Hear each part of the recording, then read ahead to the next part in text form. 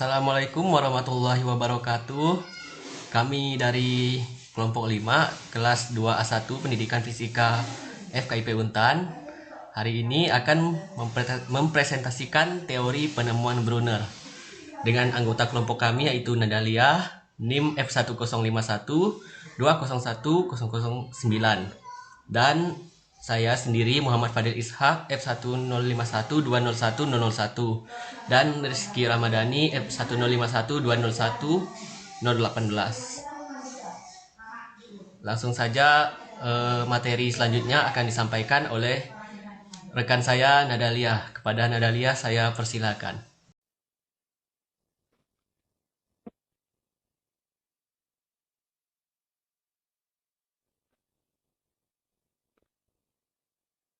Baiklah, sebelumnya saya ingin mengucapkan terima kasih kepada saudara Muhammad Fadil Ishak atas waktu dan kesempatannya yang telah diberikan kepada saya. Baiklah, langsung saja kita ke penyampaian materinya. Materi pertama yang akan disampaikan oleh saya sendiri, yaitu Nadalia mengenai riwayat singkat Jerome Brunner. Nah, Jerome Brunner ini lahir di New York pada tahun 1915. Brunner mengenyam pendidikan di Duke University Durham di New York City. Ia memperoleh gelar BA pada tahun 1937 dan memperoleh PhD dari Harvard University pada tahun 1941. Brunner juga seorang profesor psikologi di Harvard University pada tahun 1952 sampai tahun 1972. Dan di Oxford University pada tahun 1972 sampai 1980. Lebih dari 45 tahun, Brunner menekuni psikologi kognitif sebagai suatu alternatif teori behavioristik. Dalam psikologi, sejak pertengahan abad ke-20, pendekatan kognitif Brunner menjadikan reformasi pendidikan di Amerika Serikat dan juga di Inggris.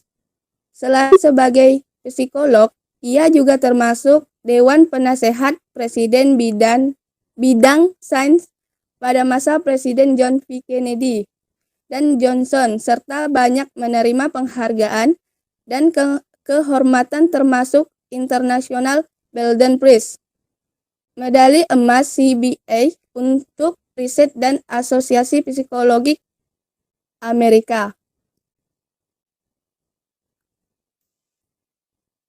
Lanjut.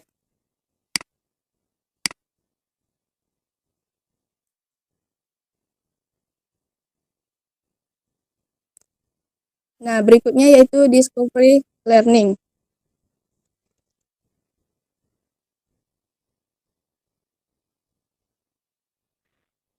Teori belajar Brunner ialah belajar penemuan atau discovery learning.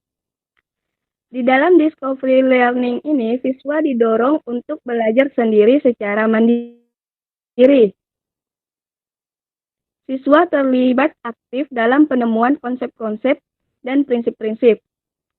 Guru mendorong dan memotivasi siswa untuk mendapatkan pengalaman dengan melakukan kegiatan yang memungkinkan mereka untuk menemukan konsep-konsep dan prinsip-prinsip matematika untuk mereka sendiri.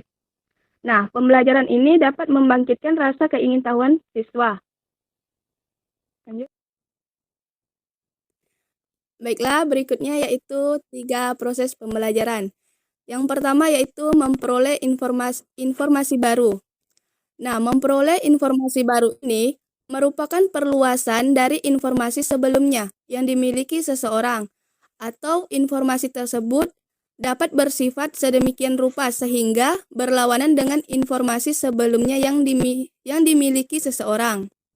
Nah, yang kedua yaitu transformasi informasi.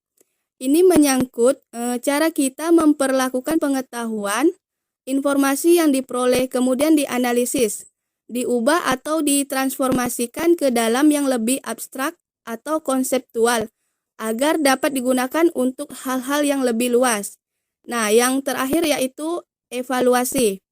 Evaluasi ini merupakan proses penguji revelansi dan ketetapan pengetahuan dengan menilai apakah cara kita memperlakukan pengetahuan tersebut cocok sesuai dengan prosedur yang ada. Juga sejauh manakah pengetahuan tersebut dapat digunakan untuk memahami gejala-gejala lainnya. Nah, berikutnya materinya akan disampaikan oleh Saudari Rizky Rahmadani.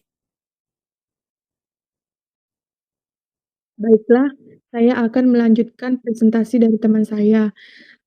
Untuk tahap perkembangan kognitif, kajian Brunner menekankan perkembangan kognitif. Ia menekankan cara-cara manusia berinteraksi dalam alam sekitar dan menggambarkan pengalaman secara mendalam.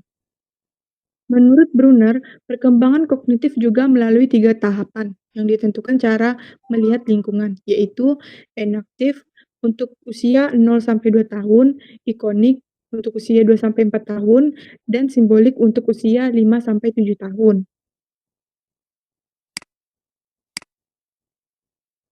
Nah, menurut Brunner kan 3 rentang usia perkembangan kognitif itu ada 3. Untuk usia 0-2 tahun, itu tahap enaktif, yaitu seseorang melakukan aktivitas-aktivitas dalam upayanya untuk memahami lingkungan sekitarnya. Artinya, dalam memahami dunia sekitarnya, anak menggunakan pengetahuan motorik, misalnya melalui gigitan, sentuhan, pegangan, dan sebagainya. Tahap ikonik untuk usia 2-4 tahun, yaitu seseorang memahami objek-objek atau dunianya melalui gambar-gambar dan visualisasi verbal. Maksudnya, dalam memahami dunia sekitarnya, anak belajar melalui bentuk perumpamaan atau tampilan dan perbandingan komparasi. Yang ketiga, tahap simbolik untuk usia 5-7 tahun. Seseorang telah mampu memiliki ide-ide atau gagasan-gagasan yang sangat dipengaruhi oleh kemampuan dalam berbahasa dan logika.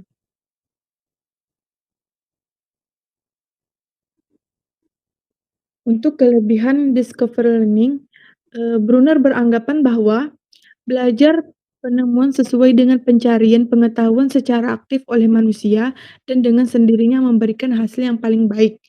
Pengetahuan yang diperoleh dengan belajar penemuan menunjukkan beberapa kebaikan. Di antaranya adalah yang pertama, pengetahuan itu bertahan lama atau lama dapat diingat. Yang kedua, hasil belajar penemuan mempunyai efek transfer yang lebih baik. Dan yang ketiga, secara menyeluruh belajar penemuan meningkatkan penalaran siswa dan kemampuan untuk berpikir secara bebas. Baiklah, yang selanjutnya akan dijelaskan oleh rekan saya, yaitu yang bernama Muhammad Fadil Ishak. Kepada Muhammad Fadil Ishak, saya persilakan. Baiklah, saya akan melanjutkan penjelasan dari rekan saya Rizky Ramadhani. Sekarang saya akan menjelaskan ciri khas dari discovery learning. Discovery learning ini mempunyai ciri khas, yaitu tentang menemukan konsep sendiri. Selain itu juga Brunner banyak menuntut pengulangan, maka desain yang berulang-ulang ini disebut kurikulum spiral. Kurikulum spiral menuntut guru untuk memberi materi pelajaran setahap demi setahap dari yang sederhana ke yang kompleks, di mana materi yang sebelumnya sudah diberikan suatu saat muncul kembali di materi yang baru. Demikian seterusnya sehingga siswa yang telah belajar ilmu tersebut dapat mendapat ilmu pengetahuan secara utuh. Selanjutnya, langkah-langkah discovery learning. Yang pertama, siswa dihadapkan pada problem-problem yang menimbulkan perasaan gagal dalam dirinya. Kemudian yang kedua, siswa mulai menyelidiki problem itu secara individu.